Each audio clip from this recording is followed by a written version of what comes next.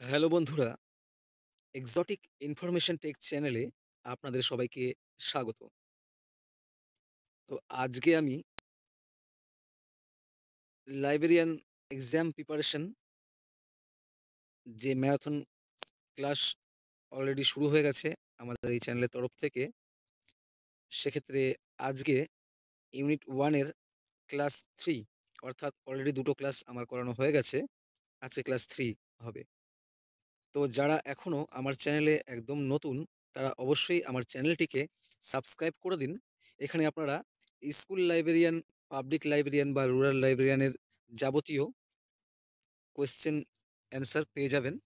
দুটো পরীক্ষার ক্ষেত্রেই আপনাদের এই ভিডিওটি প্রযোজ্য। ঠিক আছে? তো অবশ্যই যারা এখনো আমার চ্যানেলটি সাবস্ক্রাইব করেননি, সাবস্ক্রাইব করে দিন এবং ডেসক্রিপশন বক্সে গিয়ে টেলিগ্রাম লিংকের সঙ্গে যুক্ত হয়ে যান। সেখানে পিডিএফ প্রোভাইড করা হয় বিভিন্ন ক্লাসগুলির এবং বিভিন্ন চাকরি পরীক্ষার যাবতীয় আপডেট আপনাদেরকে ওই টেলিগ্রাম চ্যানেলের মাধ্যমে দেওয়া হয়। তো সেক্ষেত্রে আপনারা এই চ্যানেলের তরফ থেকে মোটামুটি সম্পূর্ণ সিলেবাসের ইউনিট ওয়াইজ, চ্যাপ্টার ওয়াইজ আপনারা কোয়েশ্চেন অ্যান্সার পেয়ে যাবেন এবং কিছু বেসিক আলোচনাও আপনাদের সঙ্গে শেষে করব, যেখানে আপনারা কোয়েশ্চেনগুলোর সঙ্গে রিলেট করতে পারবেন। তাহলে আপনাদেরকে গল্পের মতো আপনাদের সামনে কোয়েশ্চেন অ্যান্সারগুলো মনে থেকে যাবে। তো এই জন্যই আপনাদেরকে আগে কোয়েশ্চেন অ্যান্সার প্রোভাইড করছি, কারণ পরবর্তীতে আপনাদেরকে যখন গল্পের আকারে এই চ্যাপ্টার ওয়াইজ বা টপিক ওয়াইজ আপনাদের যখন বেসিক নলেজ দেওয়া হবে, তো বা বেসিক আলোচনা করা হবে, সেক্ষেত্রে আপনাদের রিলেট করতে সুবিধা হবে। ঠিক আছে? তো আজকের ক্লাসটি শুরু করছি এবং যারা আমার চ্যানেলে একদম নতুনই রয়েছে, তারা অবশ্যই আমার চ্যানেলটি ভিজিট করে দেখবেন যে অলরেডি ইউনিট 2 এর উপরে 7-8টি ক্লাস করানো আছে। মোটামুটি যেসব কোয়েশ্চেনগুলো ইম্পর্টেন্ট আছে সেগুলো আপনাদের দেখবেন কোয়েশ্চেনে গোল করা রয়েছে। ঠিক আছে? চাইলে আপনারা নোট করে নিতে পারেন এবং পিডিএফ টেলিগ্রাম চ্যানেলে প্রোভাইড করে দেবো ধীরে ধীরে। ঠিক আছে? শুরু করছি আজকের ভিডিওটি। সাথে থাকবেন এবং লাইক কমেন্ট করবেন। অবশ্যই কোনো কোয়েরি থাকলে জানাবেন কমেন্টের মাধ্যমে। চেষ্টা করব যথারীতি উত্তর দেওয়ার। তো বন্ধুরা, আজকের প্রথম প্রশ্ন, ইউনেস্কো, ইউএনইএসসিও, ইউনেস্কো আন্তর্জাতিক পুস্তক দিবস কবে পালন করে? তো এক কথায় বলা যায় যে ইউনেস্কো আন্তর্জাতিক পুস্তক দিবস কবে পালন করেছিল? অপশন রয়েছে ১৯৭০, ১৯৭২ এবং ১৯৭৪, ১৯৭৫। তো সেক্ষেত্রে আন্তর্জাতিক পুস্তক দিবস ইউনেস্কো পালন করে ১৯৭২ খ্রিস্টাব্দে, অর্থাৎ অ্যান্সার হয়ে গেল বি। ঠিক আছে? অ্যান্সার হয়ে গেল বি। এর পরবর্তী প্রশ্ন, ইউএনআইএসআইএসটি, ইউনিসিস্ট এর মূল প্রতিষ্ঠান কি? ইউনিসিস্ট পরে প্রতিষ্ঠিত হয়েছে, আগে ইউনেস্কো ছিল। এর মূল প্রতিষ্ঠান হচ্ছে ইউনেস্কো। ঠিক আছে? এর মূল প্রতিষ্ঠান হচ্ছে ইউনেস্কো। পরবর্তী প্রশ্ন,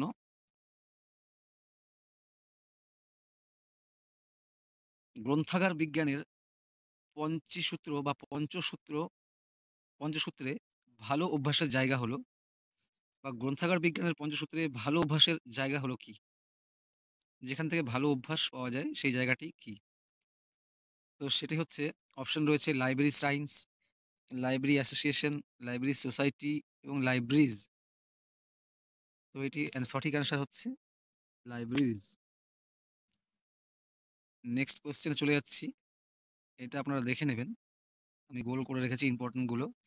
যে কোন বছর ভারতের শিক্ষা মন্ত্রক বা এডুকেশন ডিপার্টমেন্ট বা education ministry model public library bill প্রস্তুত করেন?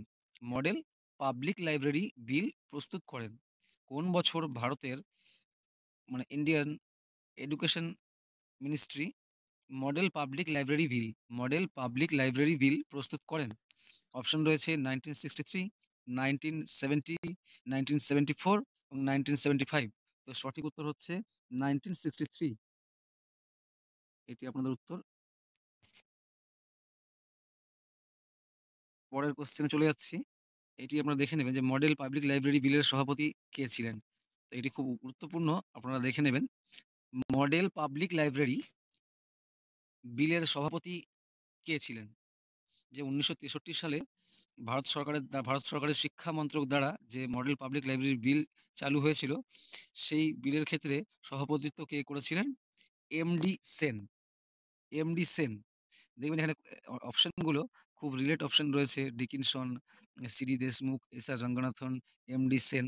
তো এক্ষেত্রে অনেকেই যেহেতু লাইব্রেরি সায়েন্সের সঙ্গে যুক্ত রয়েছে ডক্টর রঙ্গনাথন, তো সেক্ষেত্রে সবাই সেখানে ক্লিক করে দেওয়া হয়তো উনি করেছেন, কিন্তু নয়। এটা সঠিক অ্যান্সার হচ্ছে এমডি সেন। এইটি খুবই গুরুত্বপূর্ণ একটি কোশ্চেন, আমি আবারও বলে দিচ্ছি, আমি আপনাদেরকে হাইলাইট করে দিচ্ছি একটু, যে ক্যালকাটা পাবলিক লাইব্রেরি কবে জনসাধারণের জন্য খোলা হয়েছিল? ক্যালকাটা পাবলিক লাইব্রেরি কবে জনসাধারণের জন্য খোলা হয়েছিল? ক্যালকাটা পাবলিক লাইব্রেরি তৈরি হয়েছিল আগেই, কিন্তু তার কয়েক বছর পরে সেটি জনসাধারণের জন্য খোলা হয়েছিল। তো সেটি কবে খোলা হয়েছিল? 21/3/1836 খ্রিস্টাব্দে। 21/3/1836 খ্রিস্টাব্দে। ঠিক আছে, নেক্সটে চলে যাচ্ছি। এটি আপনারা দেখতে পারেন যে ভেরি ভেরি ইম্পর্টেন্ট, এটি বিভিন্ন নেট সেটের পরীক্ষাতেও এসেছে এই কোশ্চেনটি, যে ক্যালকাটা পাবলিক লাইব্রেরির গ্রন্থাগারিক কে ছিলেন? এখানে আপনাকে প্রথম বা শেষ বা কিছু বলেনি, এখানে প্রশ্নটা ভালো মতো পড়বেন যে এই চারটি যে অপশন রয়েছে, এই চারটি অপশনের মধ্যে যে কোনো একজন এই ক্যালকাটা পাবলিক লাইব্রেরির গ্রন্থাগারিক ছিলেন, তো সেটি কে? এখানে প্রথম লাইব্রেরিয়ান কে ছিল বা লাস্ট কে ছিল বা সেগুলো বলেনি, এখানে বলেছে এই চারজনের মধ্যে ক্যালকাটা পাবলিক লাইব্রেরির গ্রন্থাগারিক কে ছিলেন। ভালো মতো শুনবেন, ক্যালকাটা পাবলিক লাইব্রেরির গ্রন্থাগারিক কে ছিলেন? তো ক্যালকাটা পাবলিক লাইব্রেরির গ্রন্থাগারিক ছিলেন প্যারীচাঁদ মিত্র। প্যারীচাঁদ মিত্র। ঠিক আছে, আবারও বলে দিই যে ক্যালকাটা পাবলিক লাইব্রেরির গ্রন্থাগারিক কে ছিলেন? ক্যালকাটা পাবলিক লাইব্রেরির গ্রন্থাগারিক ছিলেন প্যারীচাঁদ মিত্র। এটা ইংরেজিতে দেওয়া রয়েছে, বাংলায় প্যারীচাঁদ মিত্র। নেক্সট কোশ্চেন চলে যাচ্ছি, যে ইম্পেরিয়াল লাইব্রেরির প্রথম গ্রন্থাগারিক কে ছিলেন? ইম্পেরিয়াল লাইব্রেরির প্রথম গ্রন্থাগারিক কে ছিলেন? এখানে দেখুন, ইম্পেরিয়াল লাইব্রেরি বলেছে কিন্তু পাবলিক লাইব্রেরি বলেনি। ইম্পেরিয়াল লাইব্রেরির প্রথম গ্রন্থাগারিক ছিলেন জন ম্যাকফার্লেন্স। জন ম্যাকফার্লেন। নেক্সট চলে যাচ্ছি, জাতীয় গ্রন্থাগার কবে জনসাধারণের জন্য খোলা হয়েছিল? জাতীয় গ্রন্থাগার অর্থাৎ ন্যাশনাল লাইব্রেরি অফ ইন্ডিয়া কবে জনসাধারণের জন্য খোলা হয়? সেটি হচ্ছে 1/2/1953 খ্রিস্টাব্দে। আবারও রিপিট করছি, জাতীয় গ্রন্থাগার কবে জনসাধারণের জন্য খোলা হয়েছিল? এটি হচ্ছে 1/2/1953 খ্রিস্টাব্দে। অপশন এ, 1/2/1953 খ্রিস্টাব্দে। নেক্সট কোশ্চেন, কে জাতীয় গ্রন্থাগার 1953 সালে খুলেছিলেন? Who is the person? কে জাতীয় গ্রন্থাগার 1953 সালে খুলেছিলেন? তো এখানে অপশন চারটি রয়েছে: মৌলানা আবুল কালাম আজাদ, জে নেহেরু, রাজেন্দ্র প্রসাদ, এস রাধাকৃষ্ণন। তো এখানে সঠিক উত্তর আপনার Maulana Abul Kalam Azad. Option A, Maulana Abul Kalam Azad. Next, জাতীয় গ্রন্থাগারের জন্য কবে ভারত সরকারের শিক্ষা মন্ত্রণালয় কর্তৃক নিযুক্ত পর্যালোচনা কমিটি গঠন করা হয়? ন্যাশনাল লাইব্রেরির জন্য কোন সময়ে ইন্ডিয়ান গভর্নমেন্ট অর্থাৎ ভারত সরকার এডুকেশন মিনিস্ট্রি কর্তৃক নিযুক্ত পর্যালোচনা কমিটি গঠন করা হয়? কত সালে সেটি? 1967 সালে, নাকি 1968 সালে, নাকি 1969 সালে, নাকি 1970 সালে? তো এটির সঠিক উত্তর হচ্ছে 1969 খ্রিস্টাব্দে, অর্থাৎ option C. Option C, 1969। LC কবে স্থাপিত হয়েছিল এটি আপনারা দেখে নেবেন। ইউকের জাতীয় গ্রন্থাগার কবে স্থাপিত হয়? 1973 সালে।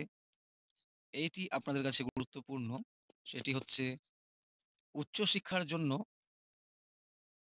হায়ার এডুকেশনের জন্য রাধাকৃষ্ণন কমিটি বা রাধাকৃষ্ণন কমিশন কবে স্থাপিত হয়েছিল? উচ্চশিক্ষার জন্য রাধাকৃষ্ণন কমিশন কবে স্থাপিত হয়েছিল? সেটি হচ্ছে ১৯৪৮ খ্রিস্টাব্দে। ১৯৪৮ খ্রিস্টাব্দে রাধাকৃষ্ণন কমিটি উচ্চশিক্ষার জন্য স্থাপিত হয়েছিল। তো এখানে আরো একটি কোশ্চেন, যে উচ্চশিক্ষার জন্য কোন কমিটি গঠিত হয়েছিল এবং কত সালে? তো অবশ্যই সেটি রাধাকৃষ্ণন কমিশন এবং ১৯৪৮ খ্রিস্টাব্দে।